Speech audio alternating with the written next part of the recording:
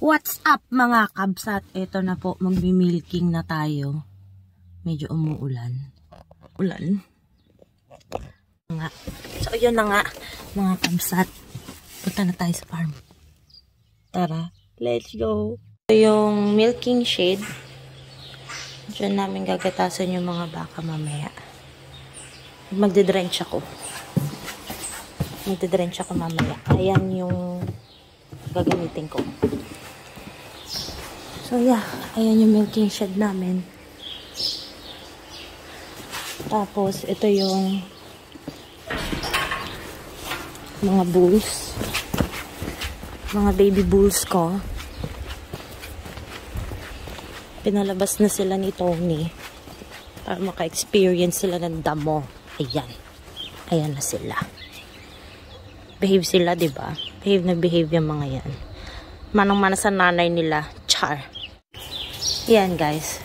So naghihintay lang tayo ng mga kabakahan na dumating sila at magmi-milking na tayo. Yung mga aparato namin dito. Yan, ganyan. Ito yung vat. Kung saan nilalagay yung mga milk. Kasi turn on ko na yung shed pag nandito na yung mga baka. Waiting lang tayo. So ayan. Yung mga instructions natin. Mag-set up ng shed. So ayan. Wait lang tayo. So ayan yung mga PK. Palm kernel kung tawagin nila. Mga papakain na sa mga baka. Yan siya. Para chocolate yung lasa sa mga baka. So ayan na guys. Parating na yung yan mga kabsat. Parating na yung aking mga baka. Andyan na sila. Parating na sila. Ayan na. Kita nyo na. Nagtatakbuhan na sila. Ready na sila. Kaya lang medyo umaambon-ambon. Pero tuloy pa rin. Hello! Hello! What's up? Hello babies! Hello babies! Si 101 ng aming first bowl. Yan na. Parating na ang kanilang mga mommy. Hello bullies! Yung iba dito pinangalanan na mga anak ko. Si Ginger. Si Ginger si 101. Si Gingy si 102. Yan na. Parating na sila.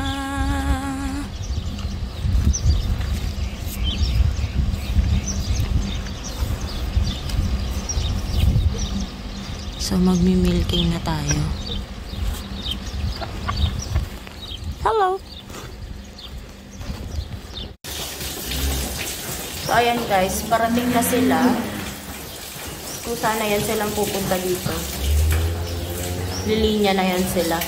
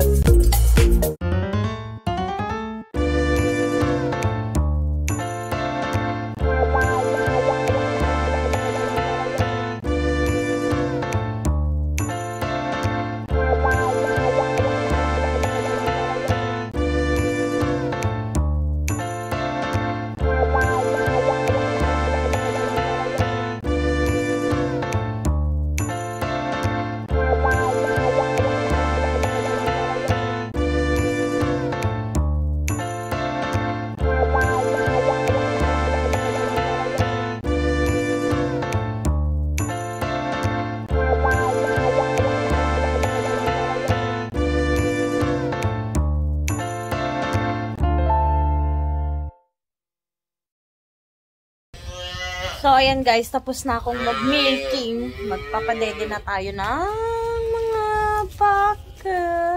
Baby cows. Tsura ko. Ito natin. Yan na sila. Gutom na. Tom Jones na sila. Salamat. May tambay dito, oh. Tambay sila. Hello, babies. Hello. What you up to? Hey? Chilling out?